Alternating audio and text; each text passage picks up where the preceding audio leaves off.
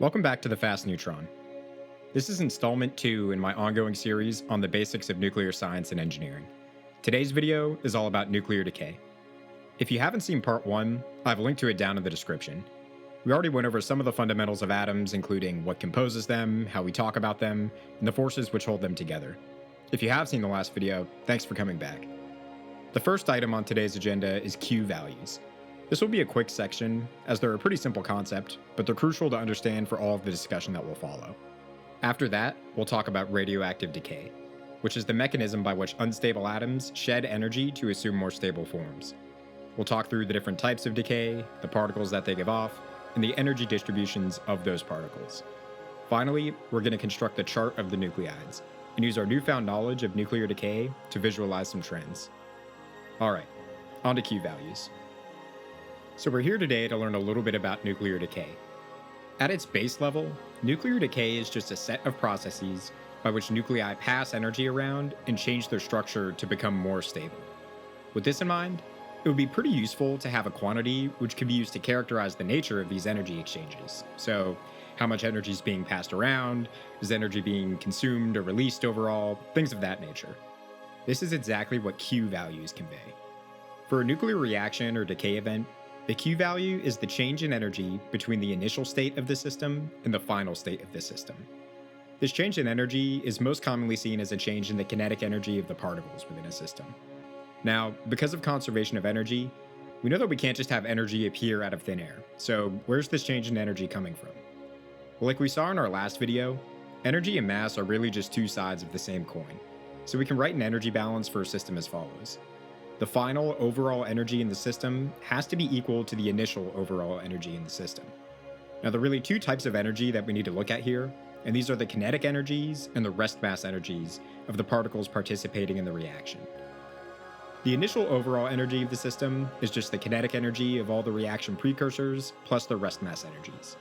And the final overall energy of the system is just the kinetic energy of the reaction products plus their rest mass energies. With a little rearranging, we can see that, through conservation of energy, the change in the kinetic energy within the system comes from a change in the overall mass within the system. So when a nuclear reaction or decay event occurs, a little bit of mass is being transformed into energy, or vice versa. So we sub in this relationship to our Q value formula, and we arrive at our final equation. The Q value for a reaction is equal to negative delta M times C squared. Now, notice that at no point in this derivation was there any stipulation that Q has to have a certain sign. If the reaction's outputs have less mass than the reaction's inputs, then Q will be positive. In this case, we have an exothermic reaction, which signals the release of energy. Some mass is converted into energy, which may be carried away by the reaction products as kinetic energy. You can see an example below. Here comes the slow-moving particle towards the target, and bam! Energy is released, and the less massive products go zipping away. If the mass of the reaction products exceeds the mass of the reaction precursors, Q will be negative. This is the case for endothermic reactions, where some of the kinetic energy of the reaction inputs is converted into mass. Here's an example of that. Along comes the particle, and the two more massive products move away with lower kinetic energies. Now, for the sake of clarity, I did leave an important detail out here. The derivation that we followed assumed that all of the reaction precursors and products were in their ground state. But through a variety of processes, it is possible for nuclei to take on higher energy excited states, where the nucleus has a certain amount of excess energy associated with it. Because of mass energy equivalence, we can write the mass of an excited nucleus as being equal to a nucleus's rest mass energy in the ground state, plus its excitation energy over C squared. We use an asterisk in our isotopic notation to indicate that a nucleus is excited. So keep this in mind for later. It'll come up again when we talk about gamma decay. Okay, with our new understanding of Q values, let's move on to the subject of radioactive decay. Put simply, radioactive decay is how atoms with too much energy transform or transmute themselves to take on more stable states. To shed their excess energy, unstable atoms release particles which carry it away in the form of their kinetic energy and their rest mass energies. Now, there are a number of different types of radioactive decay. In fact, there's probably too many to go in depth on all of them in this short video. But I'm going to go over some of the major ones that make up the majority of the common decay modes that we see in the subatomic world. First up is alpha decay. This type of decay is mostly seen in very heavy, unstable nuclei. typically those with mass numbers well over 200. During alpha decay, the nucleus spits out an alpha particle. This is just a helium-4 nucleus, 2 protons, 2 neutrons. So, with this in mind, we can write out a generalized equation for what alpha decay looks like. Our parent nuclide undergoes an alpha decay event, and we get a daughter nuclide and an alpha particle. The daughter nuclei will have a mass number 4 less than the parents and an atomic number of 2 less than the parents. So the Q value, which is the mass of the parent particle minus the mass of the daughter particles all times c squared, is therefore just the mass of nuclide X minus the mass of nuclide Y minus the mass of an atom of helium-4 all times c squared. At first, it might seem a little weird that we use the mass of helium-4 instead of the mass of an alpha particle, but we need to remember that although the daughter nuclei has an atomic number 2 less than the parent, we didn't destroy any electrons. If we were to use the mass of an alpha particle instead of helium-4, we would have an imbalance of 2 electrons in this equation, which would throw off our Q value. Let's look at an example of alpha decay in action. We start with an atom of polonium-210, and after it kicks off an alpha particle, it's no longer polonium, but rather an atom of lead-206. Using the formula above, we can calculate the Q value for this reaction by substituting in the appropriate mass values, and we arrive at a value of 5.4076 MeV being released by this decay. Now, an interesting question we could ask about alpha decay is, how is this energy released split between the daughter nuclide and the alpha particle? Well, we can start to answer this question by setting up conservation of energy for the reaction. All of the Q value's energy will go into the kinetic energies of the daughter and the alpha. So we arrive at the expression Q equals 1/2 the mass of the daughter times its velocity squared, plus 1/2 the mass of the alpha times its velocity squared. Now, this equation alone isn't enough to answer our question. We have 2 unknowns here. The daughter nuclei and the alpha could split the Q value in an infinite number of ways. Once we take into account conservation of momentum, then we can get to a solution. Through conservation of momentum, we know that the momentums of the reaction products must be equal to one another. If the decay event sends the alpha zipping off to the left, well, the daughter nuclei better be going to the right. So the mass of the daughter nuclide times its velocity is equal to the mass of the alpha times its velocity.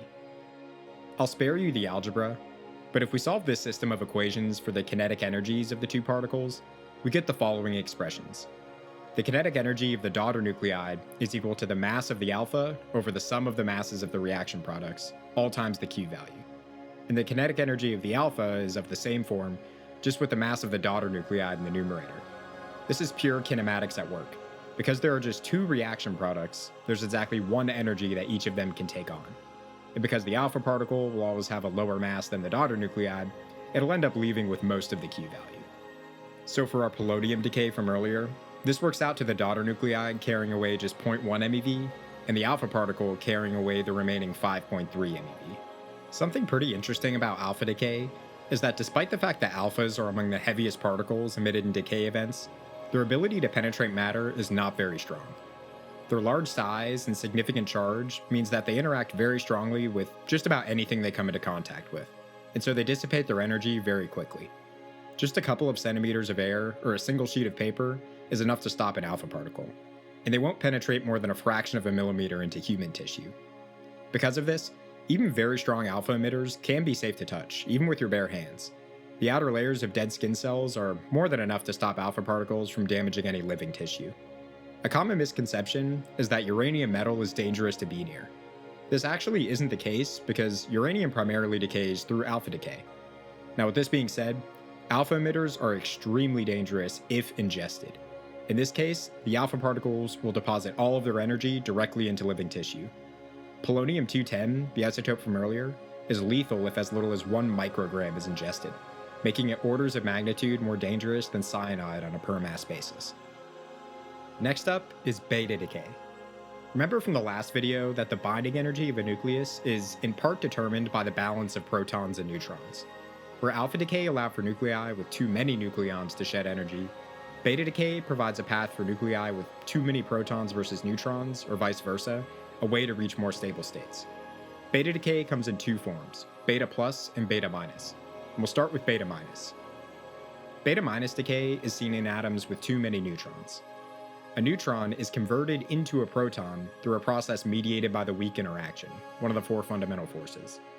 Now, a new positive charge has been created where there wasn't one before, so to conserve charge, some of the energy of the decay goes into the creation of an electron, which is ejected from the particle. This electron is known as a beta particle in this process. An additional particle called an electron antineutrino is also created in beta minus decay. Neutrinos are particles which interact with only the weak force and gravity, and they have extremely small masses. So we can write out a generalized equation for beta minus decay, where the parent nuclide decays into a daughter nuclide with the same mass number but one more proton, as well as an electron and an electron antineutrino. Let's look at a quick example of beta minus decay in action.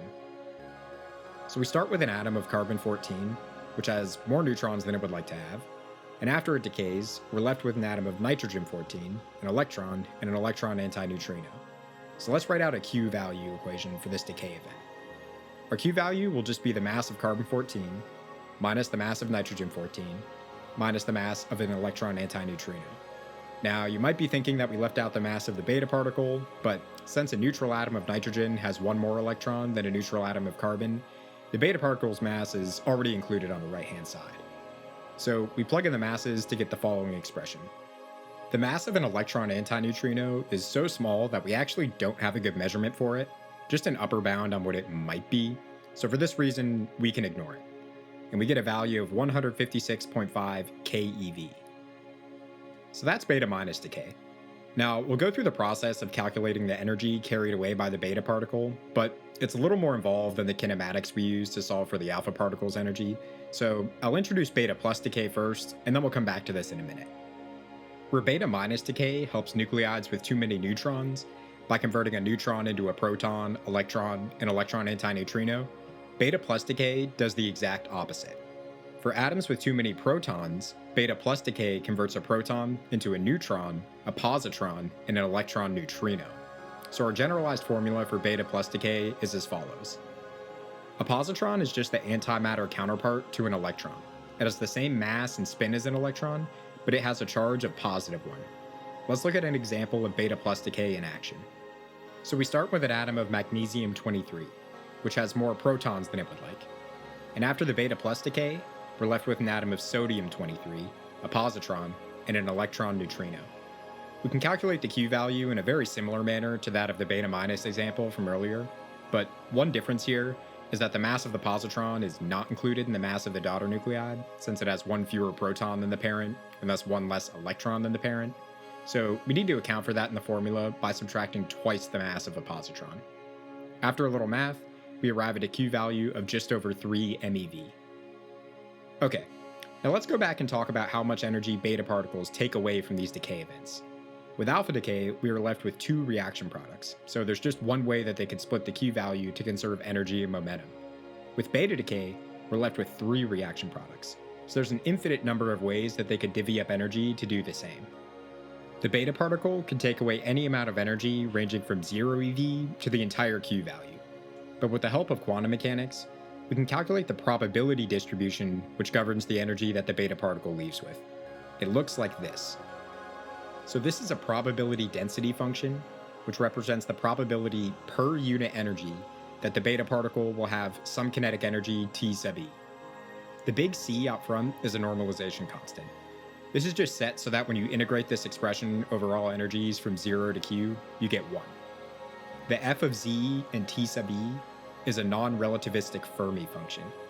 This accounts for the fact that a beta minus particle will be pulled in by the nucleus as it's leaving due to electrostatic attraction, and the fact that a beta plus particle will get an extra kick as it leaves for the same reason.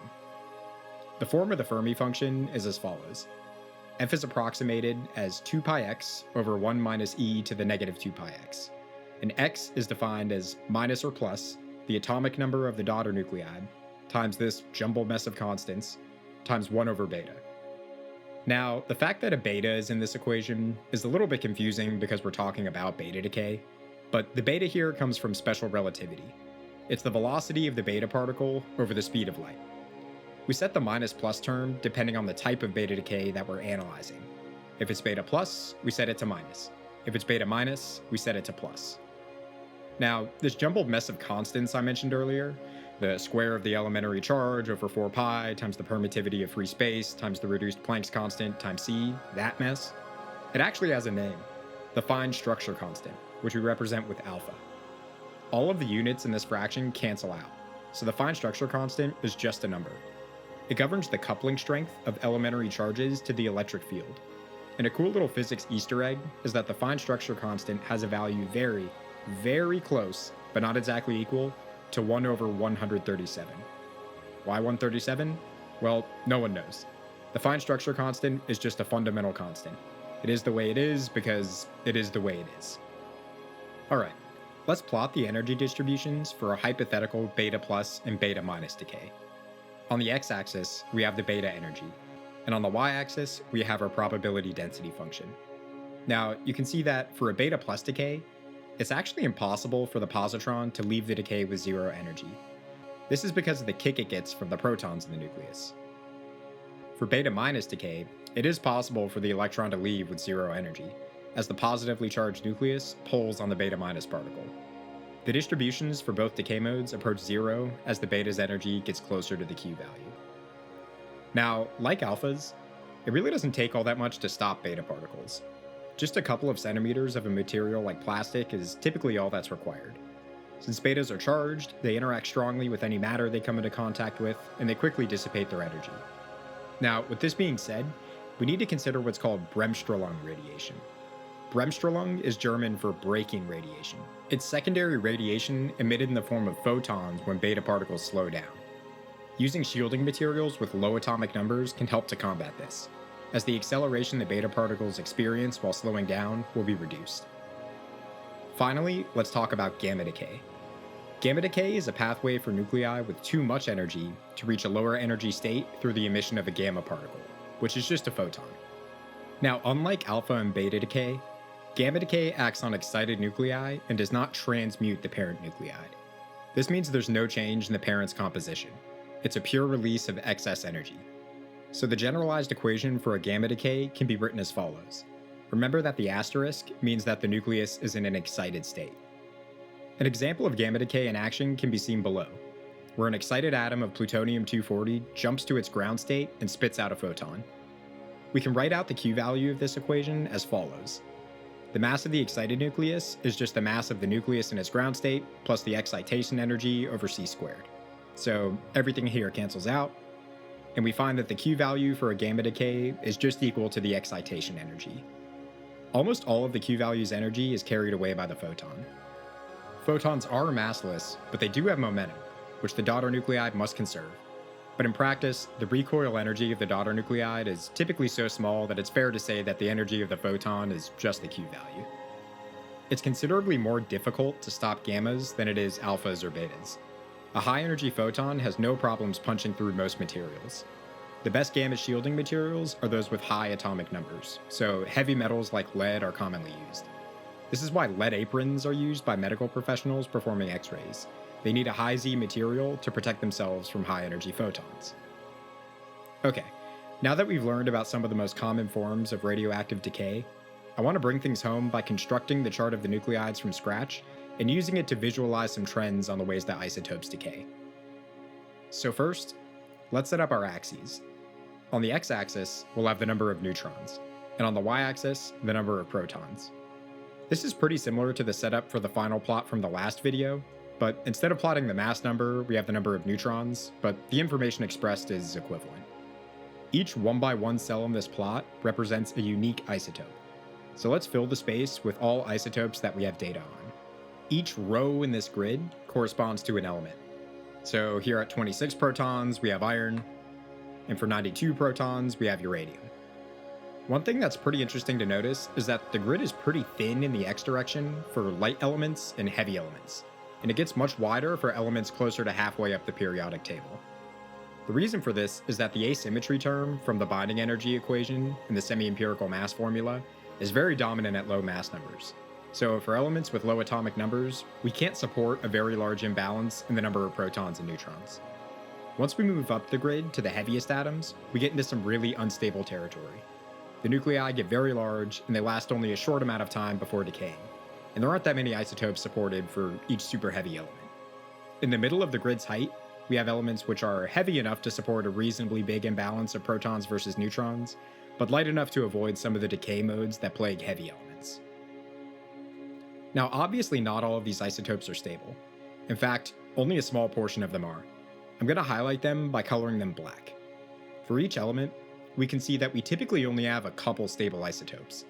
Once we move up past lead with an atomic number of 82, there's actually no stable isotopes at all. The notion of stability here is, in some sense, pretty relative.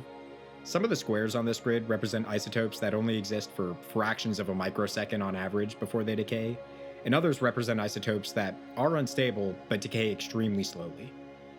As a matter of fact, it was long believed that bismuth, with an atomic number one higher than lead's at 83, was the heaviest element with a stable isotope. But back in 2003, it was found that bismuth-209, which was thought to be stable, actually undergoes alpha decay at a rate so slow that its half-life is longer than the age of the universe. We'll get into half-lives in the next video. I just thought this was an interesting point to mention. Now, an interesting trend can be seen if we plot a line which tracks all the isotopes with an equal number of protons and neutrons.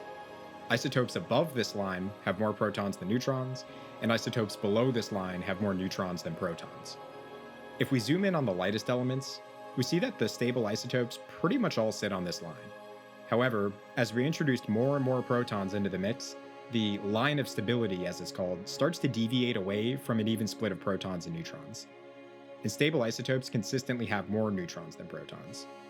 Once enough protons are in the mix, binding energy benefits from having a surplus of neutrons to space out the protons and increase the number of strong interactions, and the penalty for having an imbalance between the two species drops.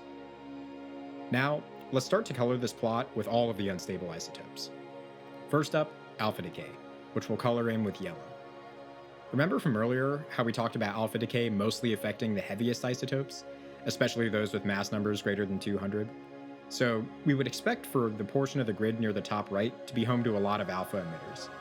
And that is what we see. For these heavy isotopes, kicking off a cluster of 2 protons and 2 neutrons is a great way to move towards the line of stability. There are a few proton-rich isotopes with around 50 protons, which primarily undergo alpha decay. These are isotopes like antimony-104 and tellurium-105, which are pretty unusual. And since we're in tellurium's neighborhood, we can pay a visit to the longest-lived unstable isotope that we know of, tellurium-128. Now, this isotope is unstable. It undergoes a very unusual double beta-minus decay, but its half-life is over 160 trillion times the age of the universe. If you add an entire gram of tellurium-128, you could only expect to see a single atom decay every 674 years or so. There actually are some isotopes which may be more stable than this.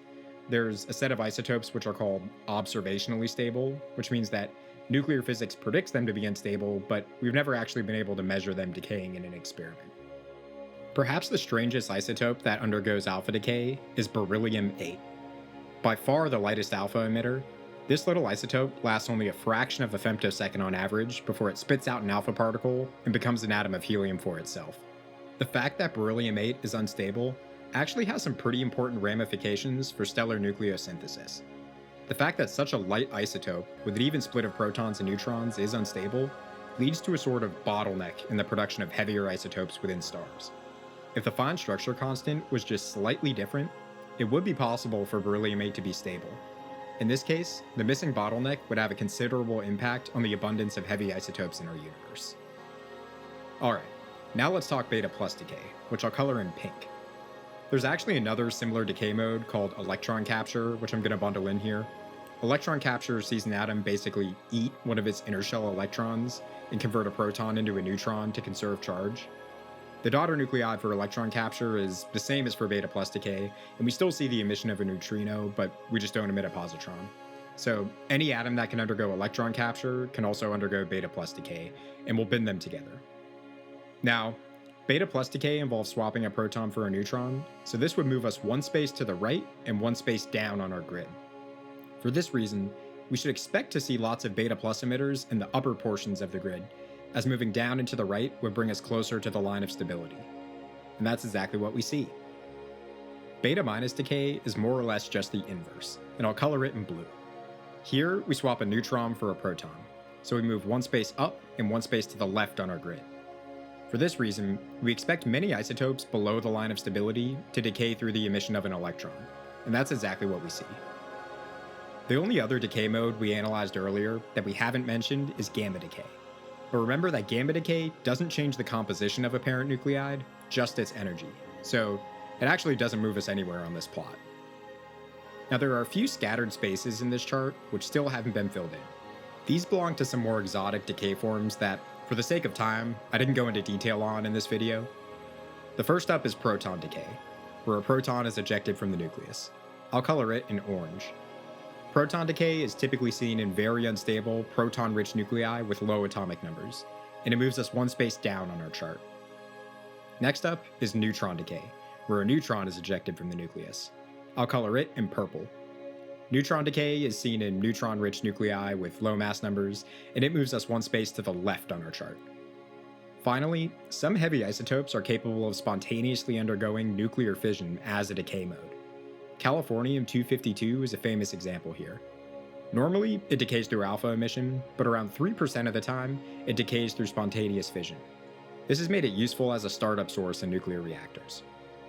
To close this out, let's quickly walk through a decay chain to show how an unstable isotope progressively transmutes itself to reach a stable state. Just as an example, we'll start with an atom of thorium-232. This undergoes alpha decay, losing 2 protons and 2 neutrons, so we move 2 spaces down and 2 spaces to the left to radium-228. This undergoes beta- decay, swapping a neutron for a proton, so we move 1 space up and 1 space to the left. Now we have actinium-228, which beta- decays to thorium-228, and then this kicks off a chain of alpha decays that takes us to radium-224, then radon-220, then polonium-216, then lead-212. This beta- decays to bismuth-212, which beta- decays to polonium-212, and then one last alpha decay brings us to lead-208, which is stable, and we stop here. Every location on this chart that isn't on the line of stability has its own path that it can take to reach a stable state. And there you have it, the chart of the nucleides.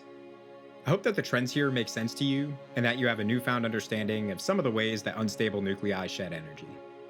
Thanks for watching. For the next video, I'm going to do a part 2 on nuclear decay, where we'll go over the equations that govern it and the math behind radioactivity. Hope to see you there.